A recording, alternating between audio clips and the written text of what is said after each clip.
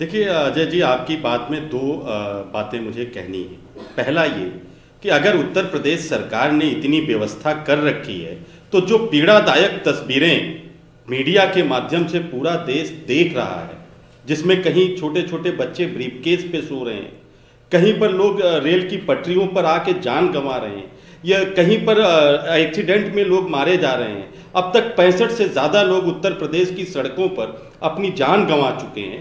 ये तस्वीरें फिर क्यों आ रही हैं? अगर उत्तर प्रदेश की सरकार ने इतनी व्यवस्था कर दी है तो कन्नौज का एक व्यक्ति अभी आते हुए भूख से तड़प तड़प के परसों क्यों मर गया? ये तस्वीरें बताती हैं कि उत्तर प्रदेश की सरकार को, योगी जी को और मोदी जी की ये जो डबल इंजन की सरकार है उत्तर प्रदेश में, इसको गरीब जनता से कुछ लेना देना नहीं है, इसको श्रमिकों से कुछ लेना देना नहीं है, कामगारों के प्रति ये संवेदनहीन है, बच्चों के प्रति इनके दिल में जरा भी प्यार नहीं है, महिलाओं, यहां तक कि गर्भवती महिलाओं तक से इनकी संवेदना जगती नहीं है। डॉक्टर उमाशंकर पांडे, ठीक है, ये तो लोग तय करेंगे, ये वो मजदूर तय करेंगे। बस अजय जी मैं पूरी कर रहा हूं। लोगों को आपने बेच दिया था। देखिए यही कारण था कि राजस्थान से और पंजाब से ट्राले और ट्रकों में बेच करके आप लोगों को बेच दिए थे। एक पहलू है नहीं बेच सकते जो ये अजय जी बता रहा है, करते हैं दोनों। हरीश जी, मैंने आपके बीच में हरीश जी एक एक करके बोलिए। बात आप बोल रहे थे तो उमाशंकर जी चुप थे। समझ रहे हैं, प्रदेश की जनता भी आपकी बौखलाहट समझ रही है। मैं आपके पास दोबारा आपका चेहरा बेनकाब हो गया है। पॉइंट्स नोट कर लीजिए, जनता देख रही है। हरीश जी आप बौखलाइए नहीं, बात को मुझे पूरी करने दीजिए।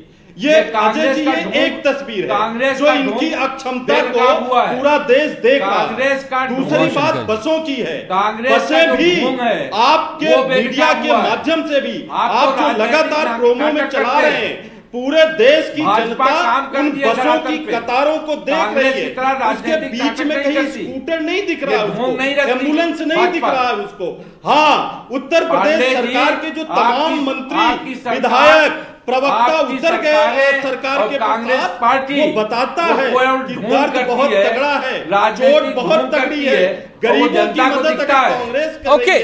एक एक करके बोले हरीश जी। आपके पास में दोबारा आऊंगा तो आप अपनी बात रख दें। आप बोल रहे थे तो उमाशंकर जी चुप थे।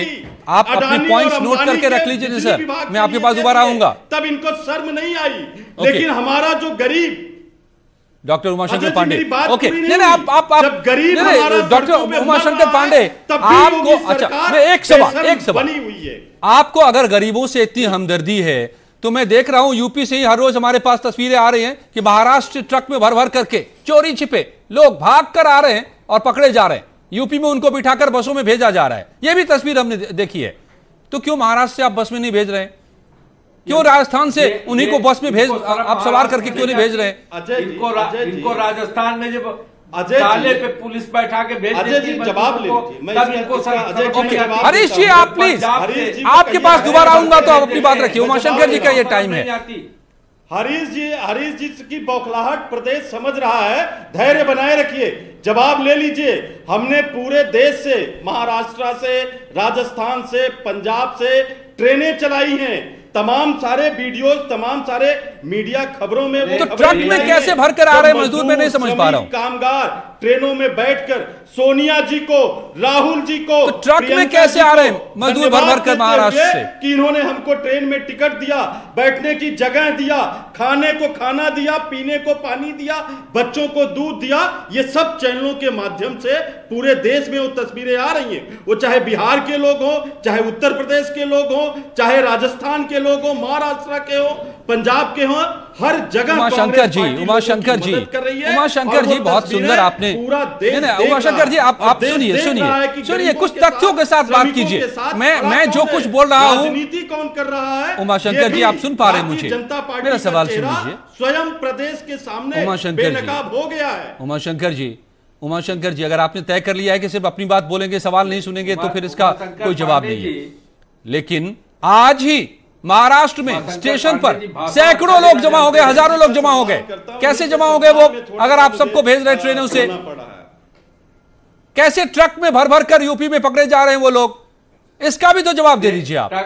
महाराष्ट्र में आप बस लिए घूम रहे हैं और लोग पैदल घूम रहे हैं। पैदल भेज दिया। अजय जी ये प्रश्न तो हरीश जी से है। उत्तर प्रदेश में अगर सड़कों पर ट्रकों में लोग दिख रहे हैं, इसका जवाब योगी जी को देना है। भाई महाराष्ट्र से आ रहे हैं वो देना है, इसका जवाब आप नहीं देंगे, इसका भी जवाब उन्हीं को देना है क्या? कौन जिम्मेदार है इसके लिए? इसके लिए ये तस्वीर देखिए जरा, इस वक्त टीवी स्क्रीन पर आपको दिखाई दे रही होंगी। जिनके पास उमाशंकर जी, ये बांद्रा की तस्वीर देख लीजिए आप, ये बांद्रा की तस्वीर है, अगर टीवी आपके सामने हो तो देख लीजिए जरा हुजूम लोगों का। ये महाराष्ट्र है, यहाँ पर आप ही सत्ता में हैं नहीं देखना, और यहीं से ट्रक में भरकर गुजर रहे लोग यूपी से। नेतृत्व नहीं देखना चाहता। अजय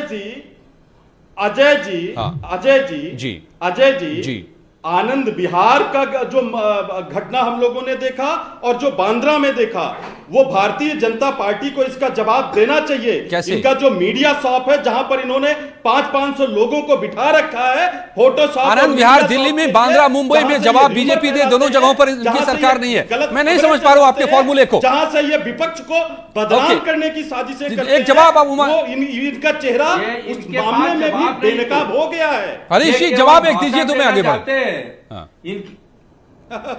देखिए, राजस्थान में जवाब आपको आनंद विहार का देना है। आनंद विहार में इतनी भीड़ कहां से आ गई थी? जवाब दीजिए। ट्रकों में भूसे के भर की तरह भेजा। नहीं, आनंद विहार में इतनी भीड़ कहां से आई? हरीश जी जवाब दीजिए। ये तो पंजाब, मैं आपको चुनौती आप दोनों राजनीति में मशगूल हैं, मुझे जवाब नहीं मिल पा रहा है। ओके, मैं आगे बढ़ूंगा। शेष नारायण जी, एस.के. वर्मा जी, आप दोनों के पास में आऊंगा। मुझे जवाब नहीं मिल पा रहा, मुझे यहां भी राजनीति से सुनाई दे रही है, सियासी बयानबाजियां सुनाई दे रही है। शेष नारायण जी जरा आप हमें समझाइए, ये कौन सी राजनीति हो रही है और क्या सभी सियासी स्कोर हासिल करने में लग गए हैं कि ये मेरा बस, ये तेरा बस, और मजदूरों का कोई बस नहीं, मजदूर बेबस।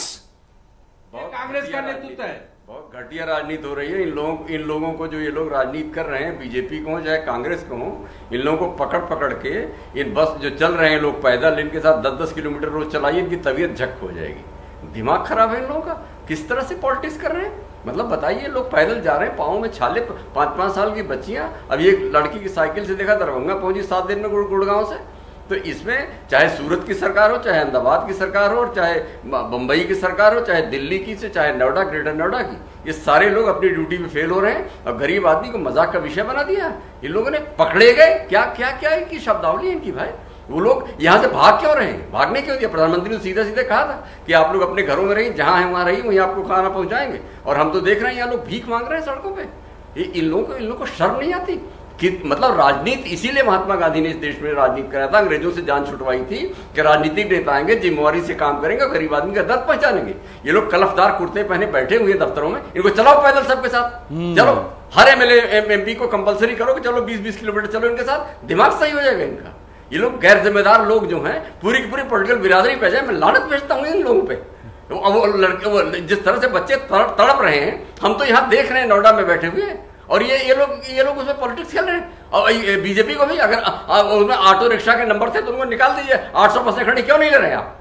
यहाँ पे हमने देखा अफसरों को गिड़गिड़ा के लोगों से बस मांग के, और पहले लॉट में 25-26 को जब लॉकडाउन शुरू हुआ उन्होंने भेजा है ऑर्डर हुकुमदुली करके गवर्नमेंट की, क्योंकि उनको मालूम था। और एक बात और है, पहले लॉट में जितने लोग गए हैं, एक भी इन्फेक्टेड नहीं है कोरोना से।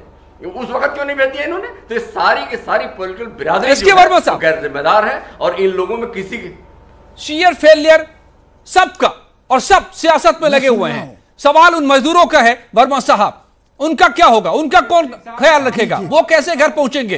क्यों इतने सारे मजदूर, जब सैकड़ों ट्रेनें चल रही हैं, बसें हजारों चलाए जाने की बात हो रही है, फिर भी ये मजदूर ट्रक में भरकर या पैदल कैसे जा रहे हैं? मजदूरों को भेज दिया गया। कहां ये पूरा सिस्टम फेल हो रहा है? मैं आपको बता दूं कि टोटल फेल्योर है, अनसिस्टमेटिक काम हुआ है। और मेरा बिल्कुल स्पष्ट मानना है कि सरकारी तंत्र उसकी ना तो संख्याओं का आकलन कर पाया, ना उसको ये अंदाजा रहा कि कितने लोग सड़क पर माइग्रेट करेंगे। ये विश्व का सबसे बड़ा माइग्रेशन है। आज तक ना किसी प्रथम विश्व युद्ध में ना द्वितीय विश्व युद्ध में हुआ। एक ही कंट्री के अंदर इस तरह का पलायन अनइमेजिनेबल। कई करोड़ लोग सड़क पर, और उन्हें हम ये विश्वास नहीं दिला पाए कि आप वहीं रुकिए, आपके रोजगार का प्रबंध 2 महीने बाद हो जाएगा, या हम लॉकडाउन को धीरे धीरे उठाएंगे, या हम आपको बैठा के आधी तनख्वाह दे पाएंगे। अगर ये विश्वास मजदूरों में चला गया होता कि उनको खाने पीने की चीजें मिल जाएंगी, उनको आधी तनख्वाह जितना वो कमा रहे हैं वो मिल जाएगा, तो वो ये पलायन ना करते। हम ये विश्वास दिलाने में बिल्कुल फेल हुए, नंबर 1। और जब पलायन शुरू हो गया तो हमारे पास ना तो कोई आकलन था, ना कोई संख्याओं की लिमिट थी, और दिन पे दिन पलायन बढ़ता चला गया। जैसे जैसे हमने इसका इलाज ढूंढा कि हम ट्रेन चलाएंगे, स्पेशल ट्रेन चलाई गई, 200 बसें हर डिस्ट्रिक्ट को कहा गया कि वो अपने डिस्ट्रिक्ट से 200 बसें देगा। मैं जानता हूं कि उत्तर प्रदेश के पास 20,000 25,000 बसों का बेड़ा है। अगर उसमें कोई दूसरी पार्टी पॉलिटिक्स ना करे, अगर कोई हेल्प करना चाहता है कि मैं हाँ चलो 4 ट्रेनों का किराया मैं दे देता हूं, तो ले लो, उसमें कहां से दिक्कत ले लो। ये सवाल खड़ा होता है हरीश जी, घूम फिर करके आपके पास आ रही है करेंगे जो करेंगे वो करेंगे। आप भी इस राजनीति पर क्यों उतर आए और क्यों इसको राजनीति न माना जाए? कहां दिक्कत आ रही है? फेलियर है, मजदूर सड़क पर हैं, ये तस्वीर साफ है, ये इसे पूरी दुनिया देख रही है। तड़प रहे मजदूर, मर रहे मजदूर और इससे सड़क पर। आपको अगर 800 बस दे रहे तो 800 ले लीजिए ना, इससे ज्यादा कष्टकारी नहीं हो सकता। अजय जी, पूरे विश्व में ईमानदारी होती तो राजस्थान में ट्राले भर के न बेचते, पंजाब से ट्रकों भर के न बेचते। और आपकी अगर ईमानदारी है तो 800 बसें ले लेते पैदल। हम तो हमारी ईमानदारी, इसीलिए तो माननीय मुख्यमंत्री जी ने कहा था ठीक है हम बदले ले लेंगे। माननीय मुख्यमंत्री जी ने केवल इसलिए कहा था, लेकिन उसमें जो छद पॉलिटिक्स है कांग्रेस की, ये भी तो उजागर होनी चाहिए। कांग्रेस का ढोंग भी तो उजागर होना चाहिए लोगों के सामने। व्यवस्था करने की कोशिश की जा रही है, लेकिन ये कांग्रेस का जो चेहरा है, जिस तरह का चेहरा है कि महाराष्ट्र में कुछ महाराष्ट्र के नेतृत्व से कांग्रेस पार्टी नहीं कर सकती थी कि भाई आप इन मजदूरों को क्यों आप बाहर भेज रहे हैं आज इस संकट के काल में, आप इनको ससम्मान रखिए, इनकी भोजन की व्यवस्था करिए। बॉर्डर पे छोड़ दिए, दिल्ली की सरकार ने बॉर्डर पे लाके छोड़ दिया, रातों रात बस लगा के उनके घरों पहुंचाया गया। ट्रकों में भेज रहे हैं राजस्थान और पंजाब के सरकारें। ये जो कांग्रेस का चेहरा है, रोड़े तो आपने वहां भी जवाब, आपने रेलों को पर ट्रेन को परमिशन नहीं दिया है, वहां भी रोड़े अटकाने का काम आपने किया है, आपके रेल मंत्रालय ने किया है। शर्म आनी चाहिए आपको। पांडे जी, झूठ बोलने से काम नहीं चलेगा। हम ट्रेन चलाने का परमिशन मांगते हैं, पैसे कांग्रेस पार्टी देती है और आप ट्रेन का भी परमिशन नहीं देते हो। और देखिए शर्म आनी चाहिए। खबर आ रही है प्रियंका गांधी के निजी सचिव संदीप सिंह और एफआईआर, वही चिट्ठी बाजी कर रहे थे यूपी के सरकार के साथ। लखनऊ के हजरतगंज थाने में दर्ज हुई एफआईआर, प्रियंका गांधी के निजी सचिव। बसों की लिस्ट में गड़बड़ी के आरोप में एफआईआर दर्ज की गई है उनके खिलाफ। यह राजनीति अब अदालत और पुलिस तक पहुंचती नजर आ रही है। प्रियंका गांधी के निजी सचिव संदीप सिंह पर एफआईआर, जो बसों की लिस्ट उन्होंने सौंपी प्रियंका गांधी के निजी सचिव संदीप सिंह ने, उसमें लिस्ट में गड़बड़ी और इसी की वजह से लखनऊ के हजरतगंज थाने में एफआईआर दर्ज की गई है। डॉक्टर उमाशंकर पांडे जी, अब आपको इस सियासत के अलावा अदालत में भी जाकर हो सकता है बताना पड़े कि आपने क्या लिस्ट सौंपी, क्या दावा किया और क्या आपने आपकी हकीकत थी।